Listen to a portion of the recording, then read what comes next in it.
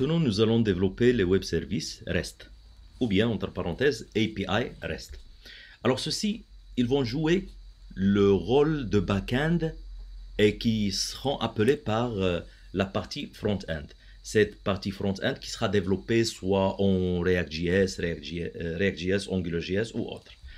Alors, sachant que ces web services, ils vont retourner des données au format que ça soit, par exemple, JSON. Pour ce faire ceci, nous allons prévoir à établir le REST controller. Avant de continuer, sachant que je vais reprendre le projet 16. Depuis la vidéo 16, je vais établir la suite de ceci. Alors maintenant, première chose, nous allons créer un dossier. Le dossier sera nommé REST controllers.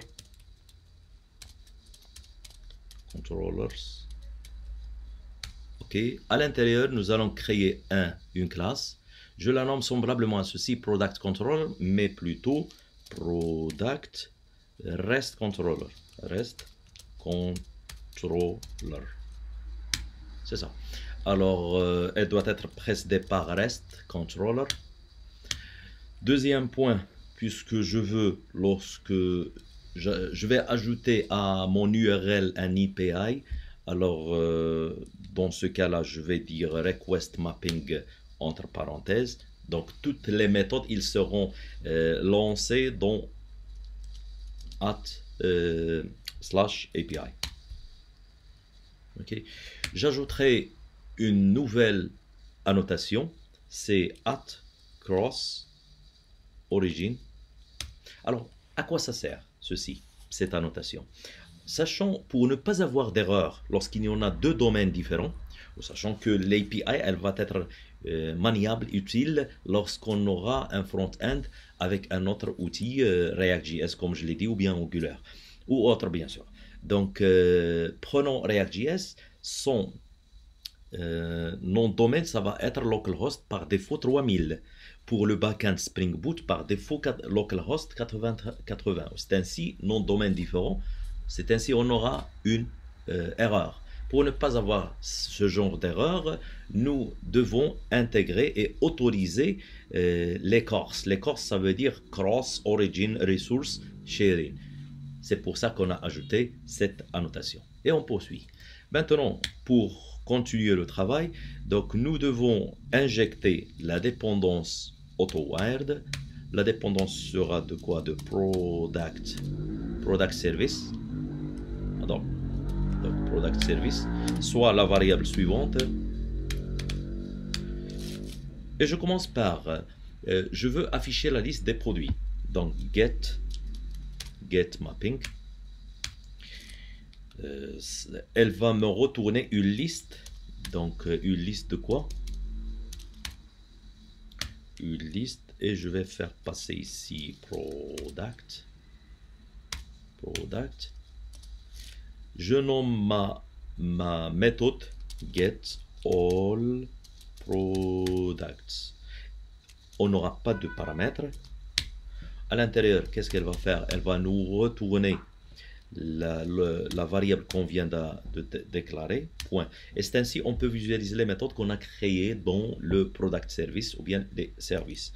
C'est get all product. Pour en tester ceci, donc je dois lancer ça, donc et je peux la tester. Je vais revoir si ça marche l'exécution. Maintenant c'est bien. Alors si je vais faire API ici, c'est ainsi il m'a affiché la liste. Sinon on peut réutiliser autrement le Postman. C'est ainsi je peux avoir le même URL. Le voici. Ça c'est l'URL. Je vérifie que c'est get. J'insère ceci et je clique sur send. C'est ainsi il m'a affiché la liste des produits qui sont déjà affichés là. Donc maintenant nous pouvons faire appel à autre chose, c'est le fait de chercher un produit selon son ID. Je reviens dans mon code. Et c'est ainsi, je vais faire quoi? De la même façon, @getMapping. Ou maintenant, je dois faire passer. Donc, je dois faire passer l'ID. Voici l'ID. Bon, c'est quoi ça? Donc, c'est ça. L'ID, ça va être ID product. Ok. Qu'est-ce qu'elle va me retourner? Elle va me retourner public plutôt. Public. Elle va me retourner un produit. Product. Je la nomme get product. Get product. Aujourd'hui, beaucoup de fautes. Donc, product by ID.